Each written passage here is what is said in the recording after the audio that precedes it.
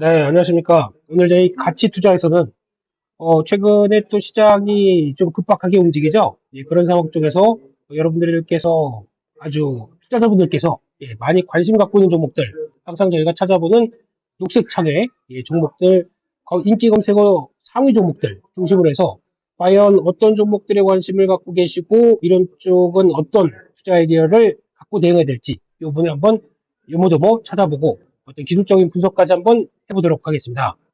가장 먼저 눈에 띄는 거는 의외로 저희가 바이오 쪽에 관심이 많네요. 예, 그래서 아마 시장이 또 이번에는 금리나 그렇게 되면 바이오주는 못 참지 이런 관점 쪽에서 바이오에 대한 관심들이 상당히 높아지는 것 같고 그만큼 또 성과를 내는 업체들도 많이 있다 보니까 그에 따라서 시장의 관심은 높아지고 저희도 관심이 많은 게 아닌가 이런 생각이 듭니다. 벌써 시총 상위 5개 중에서 예전 같았으면 뭐 삼성전자, SK하이닉스가 들어갔을 텐데 그게 아니라 오히려 이런 약간 바이오 관련된 제약 쪽에 성과 내는 업체들이 들어가 있다. 요게 좀 특이한 모습인 것 같아요. 그래서 일단 1, 2, 3, 4위 유한양행, TDS팜 이름도 잘 ST팜을 합성한 거 아닌가요? 네, 이런 쪽 종목 아닙니다. 이번에 또 들어온 대표적인 신규 상장 바이오주들 이런 것들도 강한 모습들이고 HLB, 뉴플로우 다 관심이 높다 보니까 검색을 많이 하셨다고 봐야 될 것 같고 삼성전자, SK하이닉스는 뒤로 밀려 있습니다. 또 보니까 셀리드 이런 종목까지도 그러니까 즉 바이오주의 특성이 그렇잖아요. 이런 종목들을 보게 되면은 지금 모멘텀은 있다고 하더라도 최근에 뭐 HLB, 그러니까 이오플로우나 특히 셀리드나 이런 종목들 보게 되면 일단 바이오주들은 가장 이거는 염두를 하셔야 될 것 같아요. 돈이 없습니다. 회사에 돈이 없어요. 계속 기술 개발을 통해서 신약이나 아니면 우리 의미 있는 성과를 낼 때니까 그때까지 좀만 기다려주세요. 그러면서 우리 이런 기술 갖고 있으니까 우리한테 돈 좀 주세요. 돈을 좀 갖다 주셔야 저희가 이걸 가지고 열심히 기술 개발해서 성과를 내게 되면 우리한테 투자한 거 가지고 여러분들은 대박이 날 수 있습니다. 이렇게 되는 게 이제 바이오주의 특성인 거죠. 그러다 보니까 바이오주들은 일단 어떤 기술 개발이나 어느 정도 레벨업 되는 뭐 임상 실험이건 아니면 또 기술 개발을 통해서 라이센싱을 한번 아웃하건 이렇게 됐을 때는 일단 시장에서는 저거 그러면은 다음 단계로 넘어갈 때 자금력이 좀 필요할 텐데 돈 있어? 라고 하는 게 많이 회자가 될 수밖에 없습니다. 그 점은 꼭 기억을 하셔야 될 것 같아요. 기술력 됐다 그래서 주가가 한번 쫙 올라가고 아니면 어떤 이유였었던 간에 시총이 계속 커집니다. 그렇게 되면은 높은 가격대쯤 들어가서 혹시나 부각받은 다음에 이런 상태 쪽에서 일단 자금 이슈가 나올 수밖에 없습니다. 그러면은 자금 이슈를 봤었을 때 그나마 이게 괜찮은 기술이고 좀 앞으로도 관심이 높은 기술이다라고 하게 되면 저거 돈이 되겠다라고 하게 되면 그들끼리 합니다. 그들끼리 한다는 얘기는 CB를 찍어서 아니면은 제3자 유상증자를 통해서 3자 유상증자 배정을 통해서 이런 쪽으로 그들끼리 먹으려고 하는 경향들이 좀 크겠죠. 표현이 좀 그래서 죄송합니다. 그런데 그렇게 나가는 게 일반적인데 그게 아니라 그냥 주주 배정으로 나간다는 얘기는 가장 마지막 선택이라고 보시면 될 것 같아요. 그런 것까지 이어진다라고 하게 되면 그리고 거기다가 주주 배정 구주주 배정으로 들어가기 시작하는데 그러면 기존 주주들한테 우리 돈 좀 빌려주세요. 자본금에 넣고 우리가 활용해서 기술을 만들어 가겠습니다. 라고 하는데 이런 쪽에서도 그런데 대주주는 참여를 반밖에 안 해요. 이게 뭡니까? 이건 약간 그러면 생각보다 그렇게 강한 모멘텀이 아니라고 봐야 되겠죠. 그래서 그런 것들도 한번 염두를 하시면서 바이오주의 특성은 돈이 없이 기술 개발을 할 때 나올 수 있는 이런 상황들, 조건들은 체크를 좀 하시는 게 맞다고 봐야 될 것 같습니다. 그런 쪽으로 보셨으면 좋겠고 그 다음에 3부터 건 이거는 그냥 죄송하지만 아웃이라고 봐야 되겠죠. 이거 살아나기가 좀 어려울 것 같고요. 그 밖에 LG에너지 솔루션 이거 이틀 전지 오늘부터 뜨기 시작합니다. 오 대단한데요. 그래서 전혀 이게 올라올까라고 했었는데 가뜩이나 여러 가지 부담감들 많은 2차전지 쪽에서 그래도 한번 훅 들어온다. 상당히 좀 기대감이 커지고 있는데 아직 잘 모르겠습니다. 후속적인 어떤 변화가 연속성이 있겠느냐 이게 중요할 것 같은데 단순히 오늘 외국인들 쪽이나 기관에서도 매수가 많이 좀 들어오긴 했습니다. 그럼에도 불구하고 들어왔던 게 연속성이 있을 정도로 그래서 공매도 청산이 아니고 연속성이 좀 들어와서 쭉 들어올지는 일단 그래도 전기차가 잘 팔려야 될 거 아니에요. 그럼 QA 확대가 나와야 될 것 같은데 단순하게 지금 업황이 바닥이다. 이것 때문에 좀 끌어올려서 좀 공매도가 청산되고 어떤 매수가 들어왔다라고 하게 되면 신규와 함께 주가를 끌어올리는 요인들이 아직은 아니기 때문에 이거는 조금 좀 관찰을 하면서 봐야 될 것 같습니다. 가장 중요한 거는 일단 업황 바닥이니까 더 이상 빠질 거 없겠어 라고 대응하는 건 모르겠습니다.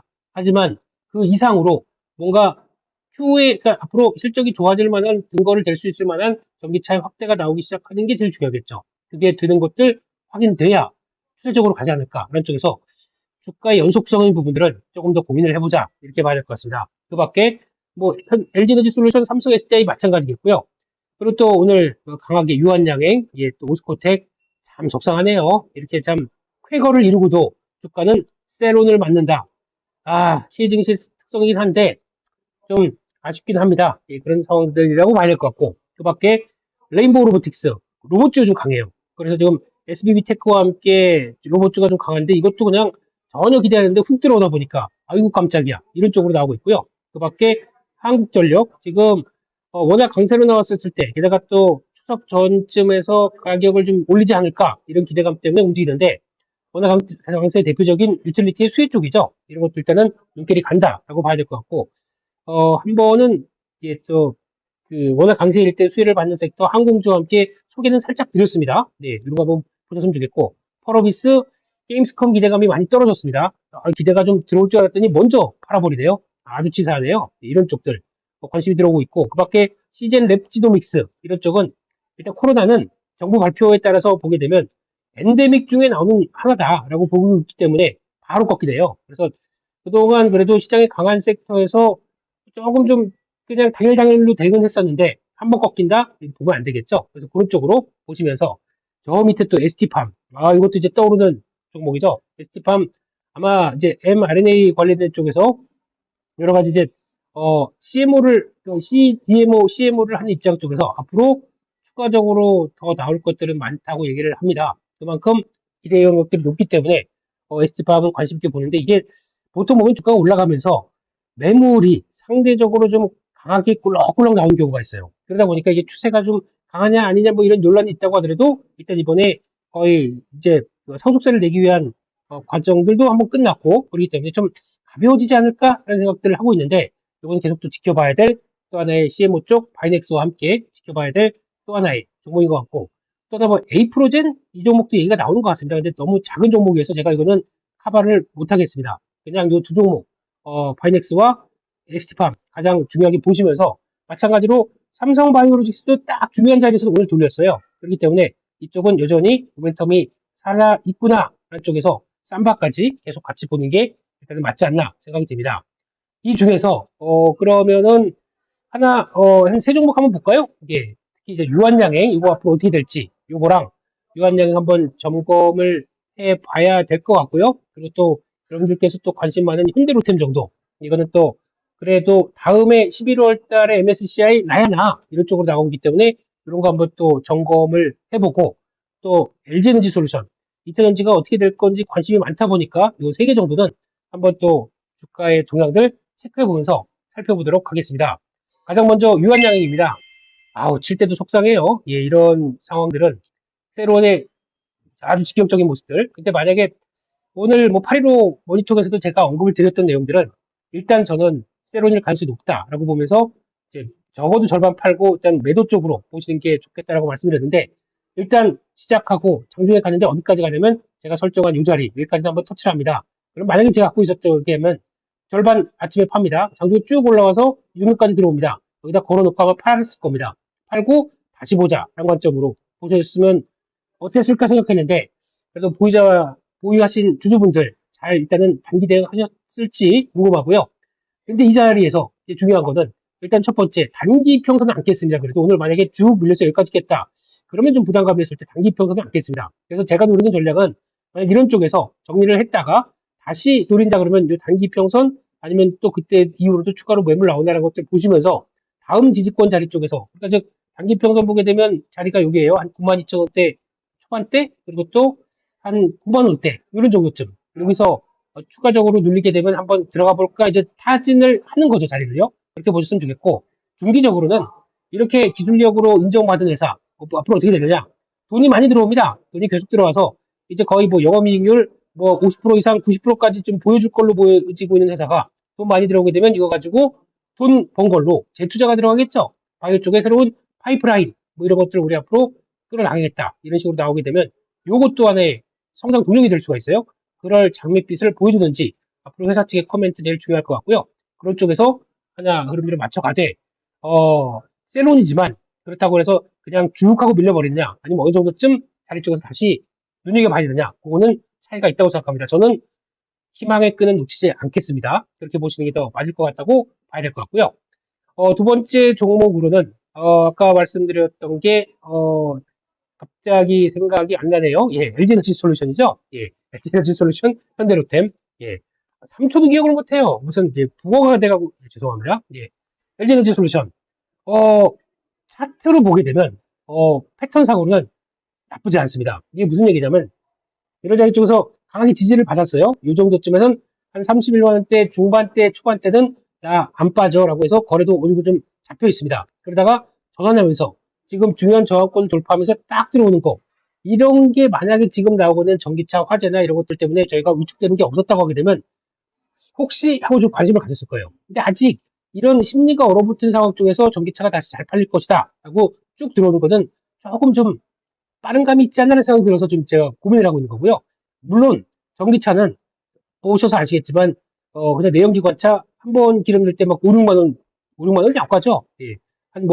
한 달에 기름값만 50만 원 들어갑니다. 근데 전기차는 뭐 3만 원이면 해결합니다. 이렇게 되게 되면 자동차를 몰았을 때 뭐 무슨 한 3년, 10년 이렇게 장기로 봤을 때는 유지비가 상당히 커지게 되겠죠. 그래서 전기차가 메리트가 있는 건 맞습니다. 하지만 지금 그게 중요한 게 아니라 한번 사고가 나게 되면 큰 타격을 받다 보니까 이거에 따른 부담감이 나오는 게 가장 큰 상황들이죠. 그렇기 때문에 이 QE 확대가 나올 수 있는 모멘텀이 무엇일까를 좀 많이 생각해야 될 것 같은데 당장은 심리가 좀 다독이는 게 필요할 것 같아요. 그래서 만약에 LG에너지 솔루션을 본다 그러면 중기 저항권 돌파하면서 이런 패턴들 나쁘지 않습니다. 그럼 만약에 저라면 이게 강하겠다 그럼 어디 쫓아가겠느냐? 이 자리죠. 여기 딱 저항받고 다시 한번 눌림목이 들어올 텐데 여기서 이 중요한 지지권을 안 깨고 딱 지지를 받고 버텨낸다. 이런 때는 한번 사볼 것 같아요. 그렇게 되면은 여기서 연결해서 뭐 저희가 대중적으로 인기 있는 에코프로, 뭐 에코프로 BM 이런 종목들까지도 손대볼 수 있는 근거가 되지 않을까. 그래서 일단은 여기 걸릴 것 같습니다. 걸렸다가 다시 눌릴 때 이런 때를 다시 한번 재조명을 해봐야 되지 않나. 쪽에서 요거는 그런 타이밍적인 모습들 가격으로 볼까요? 33만 5천 원대 정도쯤에서 눌림목 크게 이탈하는지 보고 다음으로 봐야 될 것 같습니다. 단기 저항은 지금 한 5만 7천 원? 이 정도쯤이 되어 있습니다. 그래서 이 정도의 부분에 따라서 약간 작은 박스권이지만 어떤 변화가 나오는지 보시면서 대응하셨으면 좋겠고요. 마지막으로 현대로템입니다.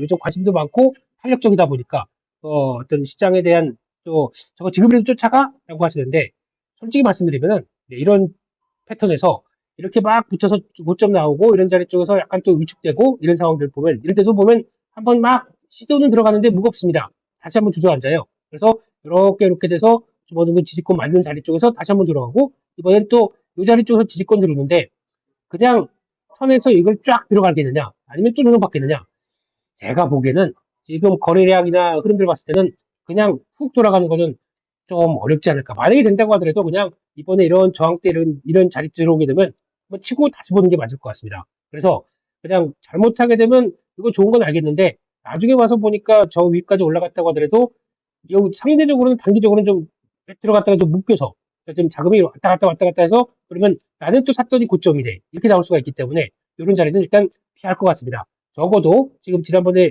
조정받았던 가격대, 그래서 박스권으로 본다고 하게 되면 이 자리죠, 이 자리.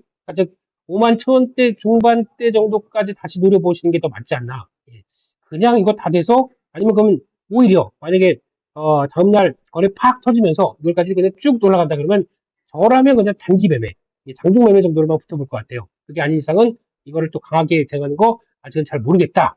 이렇게 보시면서 차라리 좀 한번 눌리면 보자. 라는 쪽에서 이런 자리들 그리고 이렇게 해서 이렇게 들어온 자리들 한 5만 원대 전후 쪽이 가장 좋지 않겠느냐 이렇게 바라보면서 역시 방사는 관심이 있습니다. 하지만 따라갔을 때 방사는 항상 아픔을 주는 종목이기 때문에 그런 점들은 눈여겨봐야 될 것 같습니다.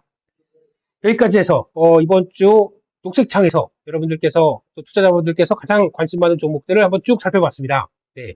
시장이 그리고 또 불투명해요. 그러다 보니까 자꾸 바이오 그리고 어떤 섹터의 동향들이 좀 강해지는 것 같고 그때그때마다 저희가 관심 안 갖는 종목들이 강한 것 같은데 이럴 때도 약간 대응은 JAL 그래서 좀 슬기롭게 하시고 시장의 방향성 나오기 전까지는 조금 좀 현금 갖고 좀 보수적으로 대응하면서 확인된 다음에 좀 강하게 들어가는 게 낫지 않을까 이런 생각도 하면서 말씀을 드려보도록 하겠습니다. 네, 어려운 장 파이팅 하셨으면 좋겠고요. 저도 주말에 또다시 컨텐츠로 찾아뵙겠습니다. 감사합니다.